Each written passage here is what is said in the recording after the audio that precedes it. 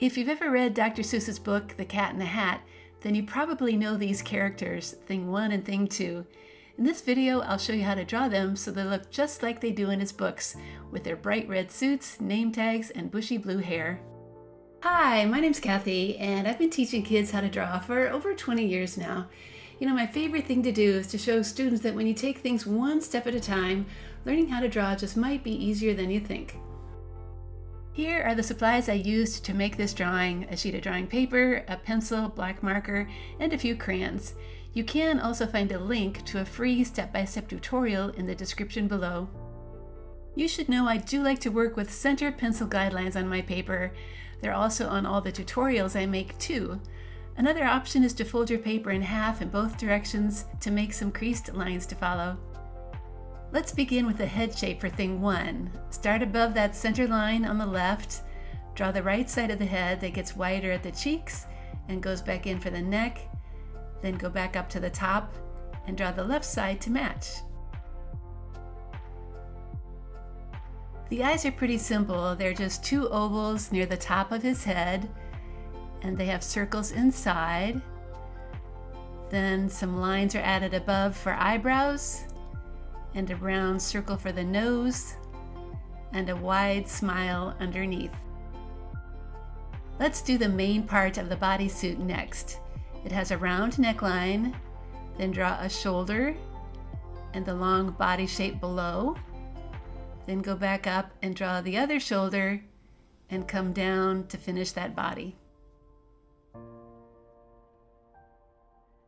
That round name tag is added now. Draw a circle as wide as you can, and then write the letters THING curved across the top, and finish with a large number 1 underneath. An arm is added on the right side. It's bent and has just a few fingers, like this. The arm on the left also bends at the elbow and overlaps that body a little bit. So when you're done, be sure to erase any of those body lines that are inside it. Now, some pretty simple legs are added underneath, one that's facing to the right and one that is facing to the left. And make sure those tops connect smoothly with the body. Now for that hair, start at the top, near the top of the paper. Draw the right side with lots of shapes that point out, some round and some pointy, some large and some small. When one side is done, go back up and do the same on the other side. The goal is to make all these shapes look different from each other. And when I'm done, I'm going to add some lines inside to make it look more hair-like. Now we can move on to Thing 2, who gets all the same steps with the head and the body, but the name tag and arms are a little bit different. Otherwise, feel free to watch as I draw this character all in one step.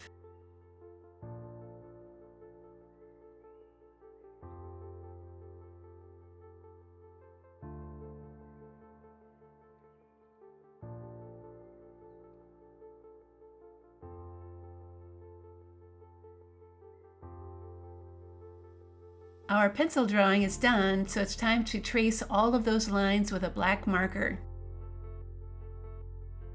After the tracing is done, then use an eraser to clean up your drawing before we start to put any crayon color down. The coloring now is pretty simple. We just need a bright red for those bodysuits, and a light blue for that bushy hair. And I'm going to use a bright yellow to fill in that background. And that is how you can draw Thing 1 and Thing 2 just the way Dr. Seuss drew them so many years ago. You know, there's nothing like imitating a drawing to get a better appreciation for it. If you visit my website, Art Projects for Kids, you'll find more tutorials for other Dr. Seuss characters, including Cat in the Hat and the Lorax. Over the years, I'm happy to say my website has helped millions of kids learn how to draw. Thank you so much for drawing with me today. And if you are watching this on YouTube, remember you need to like and subscribe to my channel if you want to get notified when I post a new video.